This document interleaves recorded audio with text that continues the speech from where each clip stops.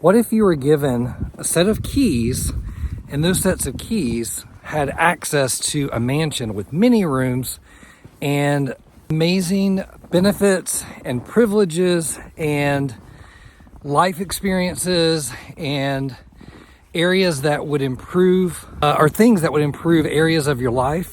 What if you were given the freedom to go to the house and you were given a whole set of keys to open up all of these doors? Would you use it?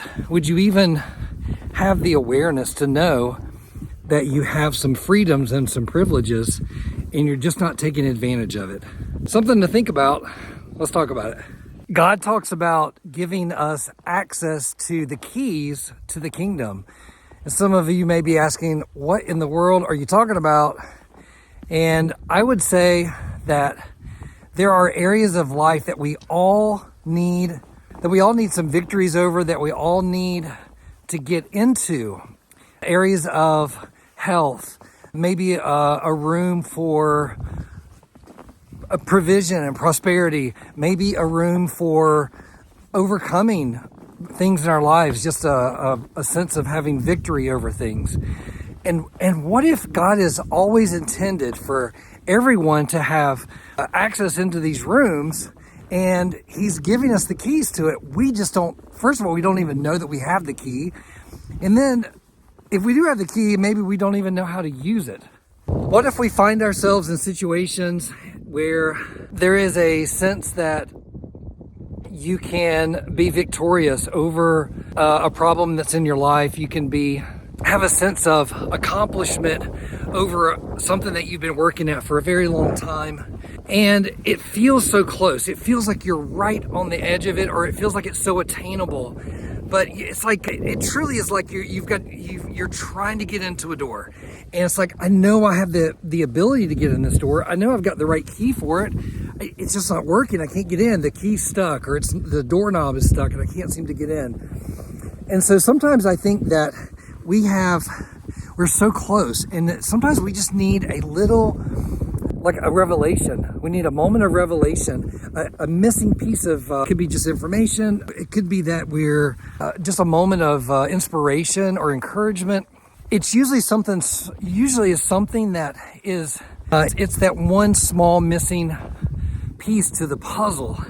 And then once we get it, it's like, eureka, the light goes on, and it's like, I got it. I know how to do it now. Okay, I've got it. I'm through. There's a breakthrough. I'm able to get through this thing. So I would say, whatever you're pushing against or you're pushing towards, keep at it. Don't stop. Keep pursuing. Keep thinking, and just don't give up. Because at the moment you give up, you may have been so close, and there was just that one small little thing that you needed.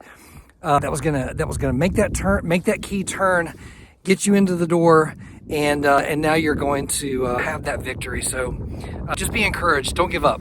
What if we were all like high school janitors, and we had this one big key ring with all of these keys on it, and those keys are things that would help us, that would sort of usher us in and help get us into a completely different life. If we just learned what the keys were and what door they went to. So I would say one of the things that I'm working on is to figure out what keys do I have on my ring, and figure out what door they can open, and then have the courage and have the strength to be persistent enough to not stop until I get into some of these doors and some of the areas of my life that I want to get victory over. So you may be asking, okay, Chris, well, what are these keys you keep talking about? Well, let's talk about a few of them. What about a key to healthier lifestyle?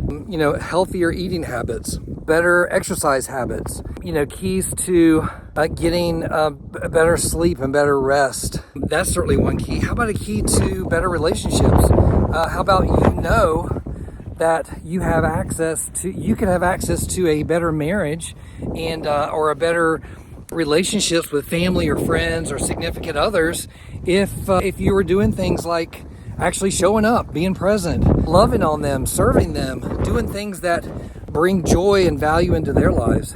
That's another big one. What about keys to prosperity?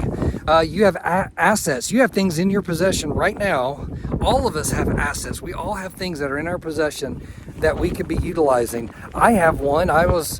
We live in a rural area, and I live on some land, and we love our property, but that land is an asset, and I could be using it for business purposes and to generate more income for my family. And it's a key I'm not using. So I've got to become more faithful and diligent at brainstorming and finding ways to use where I live as something that could be used to unlock more financial resources, right?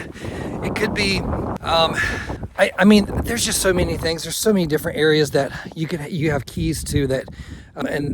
If you just stop and really think about it, just think about areas of your life that are valuable to you, or areas that should be valuable to you, and you're not really valuing it the way you should. And so, what exactly are keys for? Are keys just to hold on and keep in your pocket, or lock in a drawer somewhere, or to show them off maybe when someone comes over and say, hey, look at all these keys I got, look at all these things I have that I could use to access all of these rooms and all these doors and all these hidden cabinets, right? No, I mean, a key is made to use to lock and unlock things. So maybe it's now's the time, right? Now's the time to just let's begin to really be better stewards of things that we've been given, privileges, or things that we've been given access to, areas of life that we know. I have a key that could be used to get into that room, and I'm going to use it for myself, and I'm going to use it for others.